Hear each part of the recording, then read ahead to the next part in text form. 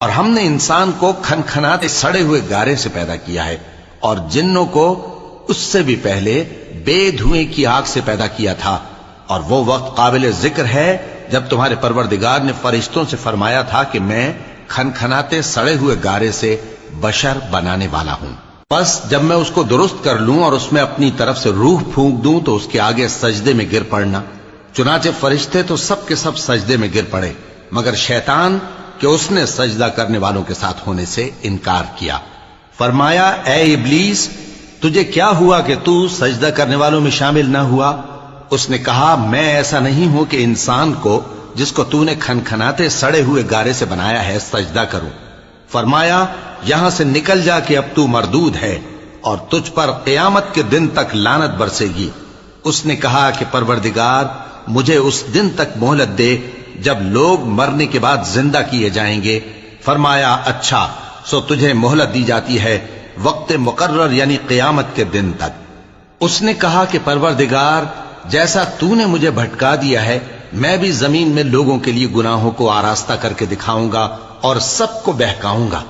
ہاں ان میں جو تیرے خاص بندے ہیں ان پر میرا قابو چلنا مشکل ہے۔ فرمایا کہ مجھ تک پہنچنے کا یہی سیدھا رستہ ہے، جو میرے خاص بندے ہیں ان پر تجھے کچھ قدرت نہیں کہ ان کو گناہ میں ڈال سکے۔ ہاں بد راہوں میں سے جو تیرے پیچھے چل پڑے، اور ان سب کے وعدے کی جگہ جہنم ہے۔ اس کے 7 دروازے ہیں، ہر ایک دروازے کے لیے ان میں سے الگ الگ حصہ ہے۔ جو متقی ہیں وہ باغوں اور چشموں میں ہوں گے، ان سے کہا جائے گا کہ ان میں سلامتی اور امن و اطمینان سے داخل ہو جاؤ، اور ان کے دلوں میں جو کدورت ہوگی ہم اسے نکال دیں گے، گویا بھائی بھائی مسندوں پر ایک دوسرے کے سامنے بیٹھے ہوں۔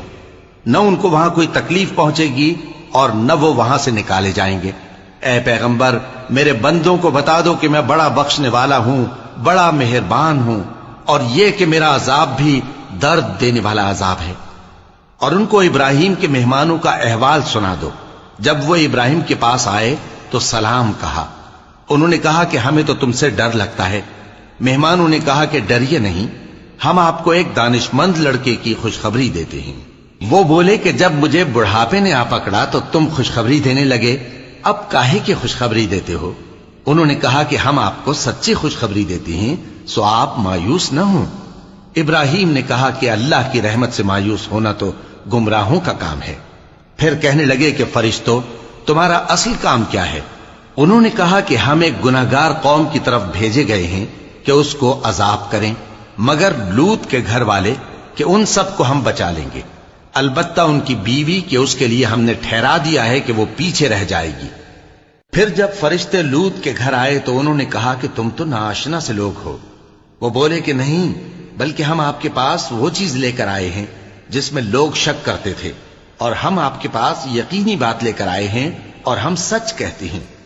تو آپ کچھ رات رہے سے اپنے گھر والوں کو لے نکلیں اور خود ان کے پیچھے چلیں، اور آپ میں سے کوئی شخص پیچھے مڑ کر نہ دیکھے، اور جہاں آپ کو حکم ہو وہاں چلے جائیے۔ اور ہم نے لوط کی طرف وہی بھیجی کہ ان لوگوں کی جڑ صبح ہوتے ہوتے کاٹ دی جائے گی۔